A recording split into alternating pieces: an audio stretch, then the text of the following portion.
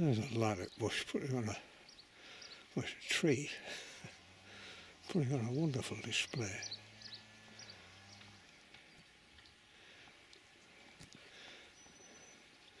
It produces a beautiful scent.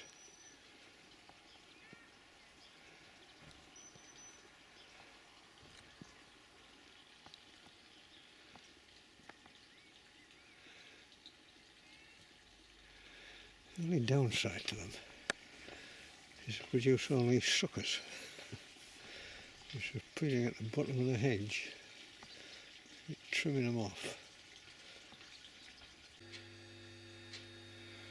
Well, it's rained overnight, but everything is still this early morning. Looking out of the kitchen window. Well, the asparagus has taken off in a couple of days. I don't know how I'm going to keep up with it.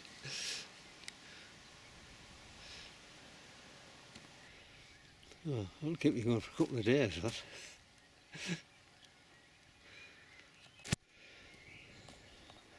And the strawberries have all suddenly come into flower as well.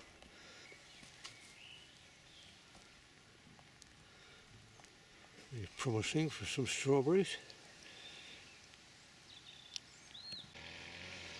Well, the hawthorn and these two bushes here is putting on a magnificent display this year. And the garden gate. It's like snow.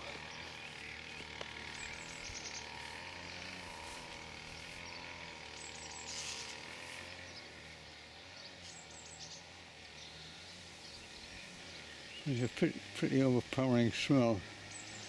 It's not exactly pleasant, but not unpleasant, if you know what I mean.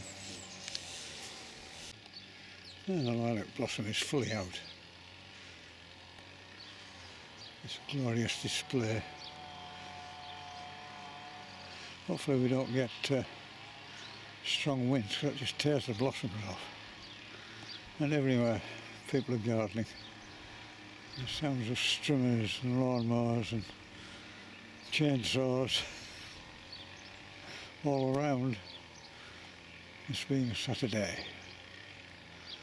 And it's just probably the best display I've had for a long time. Here's a pheasant's dust bath. They spend ages in here. There's a pair of them. They must have a nest somewhere, but I haven't managed to find it yet. One day probably they'll appear with a load of chicks. Just hope the blooming cats don't get them. That will make me really angry. Pheasant's been having a dust bath in the ashes of the bonfire. I've searched everywhere for this pheasant's nest and I can't find it, so maybe...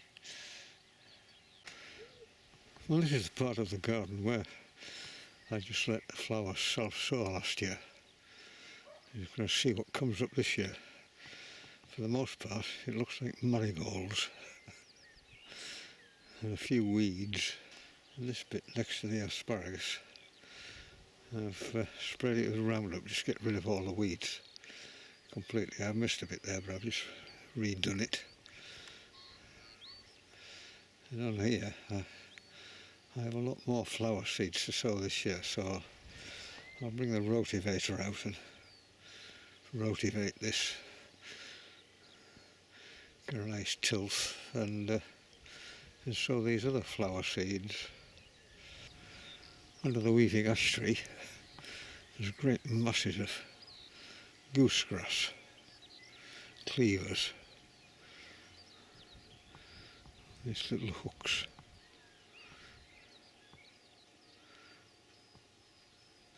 If you get into your hedge, it's a thorough nuisance because it completely takes over. That's a pretty impressive mass of it under there, but I'll just leave it. Sort of, it's not a major problem there. In this meadow which I leave uncut, the cowslips are giving way to buttercups in this evening sunshine. And there is some yellow rattle. There's a lot more of it this year, which is what you want because it's a parasite on the grass and it keeps these rank grasses under control. And bluebells are fully open now. Hopefully they will spread. And red campion's in full flow now, everywhere. For a lovely display. And of course a totally wildflower. Well, I've just taken the bin off the rhubarb.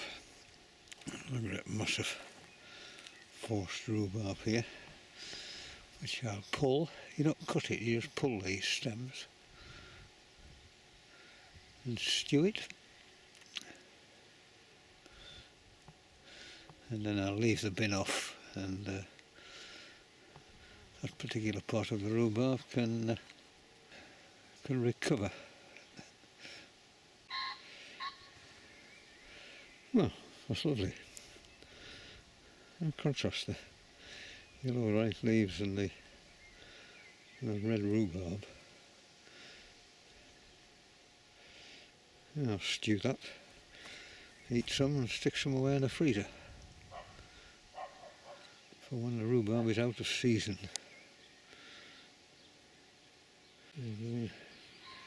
Rhubarb and asparagus, I can't keep up with it. I'll have to make some rhubarb crumble, I think, and stick it in the freezer.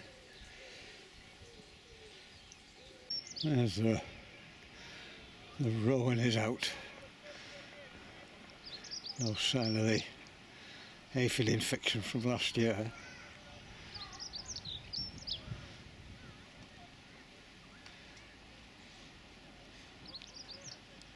Sort of sickly sweet smell the flowers have.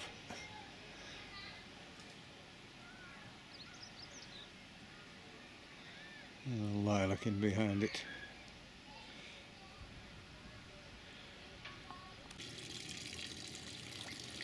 Well, today is grass cutting.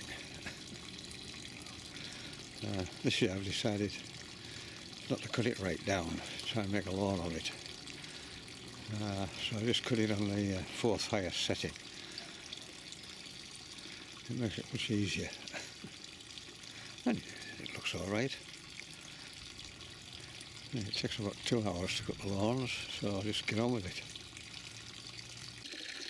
So you can see there with cut it on the fourth highest hole. It doesn't look too bad at all. And the patch of lily of the valley takes over everything. It is nice.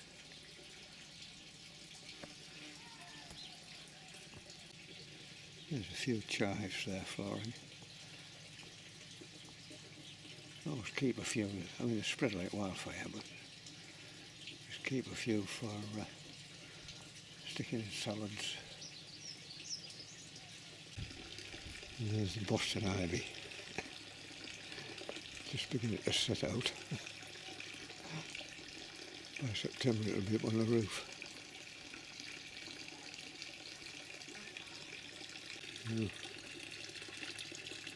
This year's plums.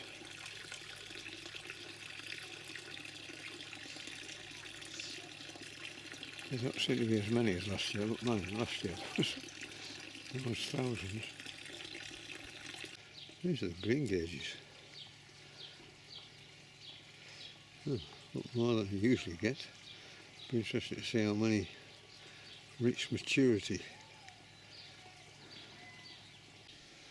Well, the wildflower bit I just leave to grow. Cowslips have all gone, buttercups won't last very much longer.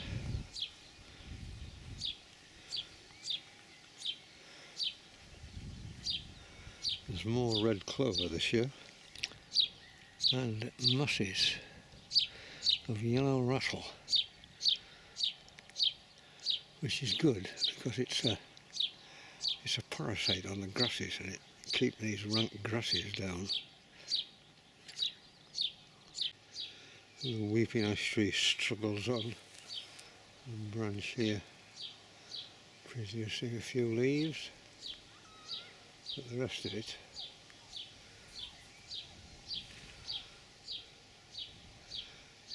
has died off. Well, yesterday I managed to get out and get the paths cut. Now that all the cowslips have died down.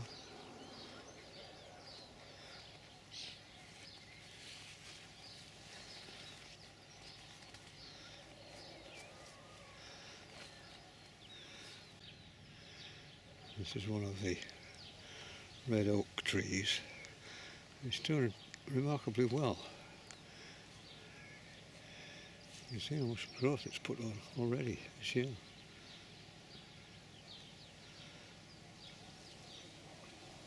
That's one of the new lime trees. There are 4 of them, and it's doing really well,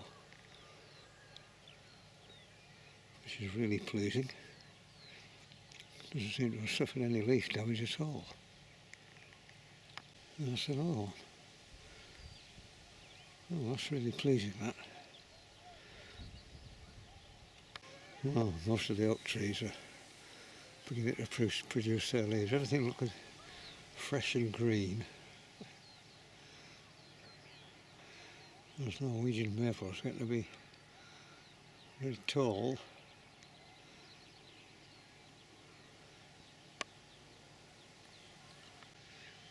There are hundreds of these in the garden. They do really well, but normally they're close up.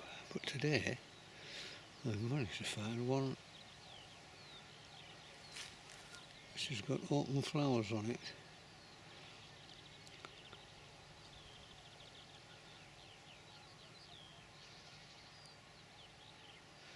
But they do produce the most amazing seed heads. It's always do well. Really vigorous. A lovely display. Well, this red oak, which is slightly different to those, it starts off really well, like this. And then it seems to suffer some I don't know, some mineral deficiency or what. And you can see there that some of the branches just die off.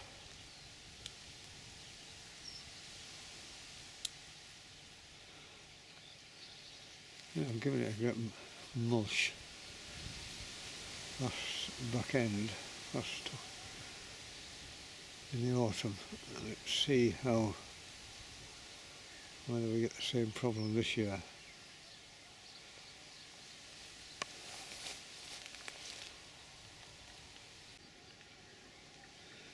You get an awful lot of grass cuttings when you have a lot of lawns. You don't know what to do with them. Well, I'm getting to the end of the asparagus. So I'll just take these off and then that'll be it. I'll just leave any other space to continue to grow. And put the goodness back into the rhizomes for next year. This is the Unforced Rhubarb. Massive. The size of that leaf. Everything's doing really well. And this purple hazel, it normally struggles a little bit, but this year it's putting on a wonderful show. There's the rowan flowers beginning to turn. This year the foliage is really good compared with last year. Oh, there's little flies on there. So we should get wonderful show of berries.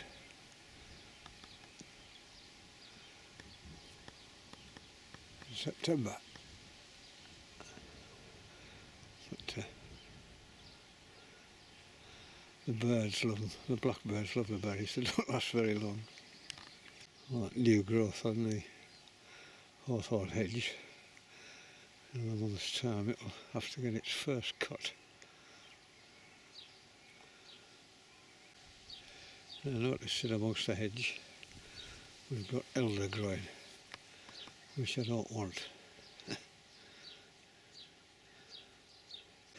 A lovely bronze colour of the young yew foliage which is coming out. And again there's a problem here. You can see there's ivy is growing up through the hedge. If I just leave it, it'll take over, so again I've got to get into the bottom of the hedge and pull that out. There's some things I don't mind growing up through the hedge. This is Clematis. Of course it's not evergreen, unlike ivy.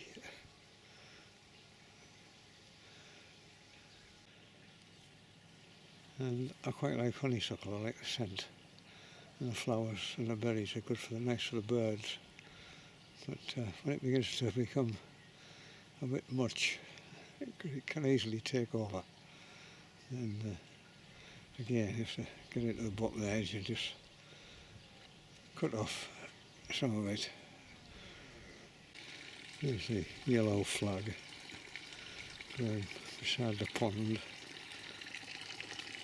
When I was cutting the grass yesterday, I noticed a great big frog.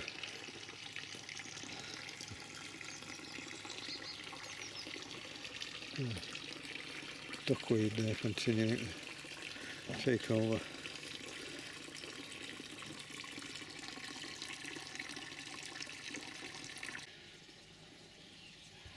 Well, it's the 20th of May and I've just sown some climbing French beans so that when they're ready to put out, hopefully there will be no frosts, because very occasionally at this time of year we get a sharp frost. And these two trays, they've got some resembling anthem seeds in. They're like dust, thousands of them, and they'll just go nicely around the border and they eventually emerge. I like them, they open and close as the sun goes down around behind clouds. They open and close really quickly. Well, yesterday I rotivated all this and I've sown some night scented stock in there, just sown it where it's going to end up. It's shooting up. And again on this side rotivated that and just put some fried eggplants in there. There's a little sample there from last year.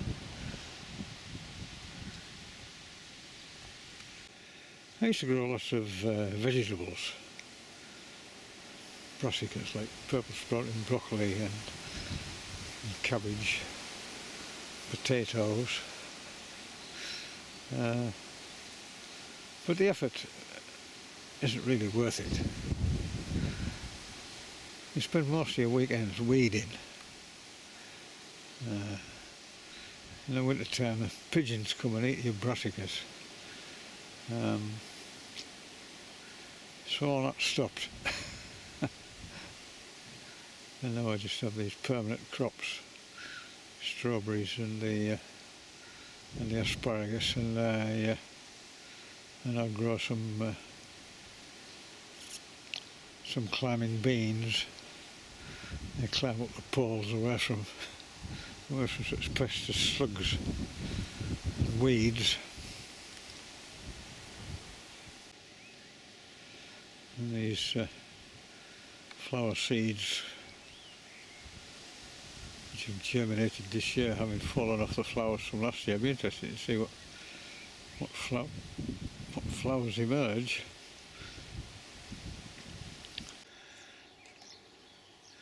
There's a fresh green foliage on the beech hedge.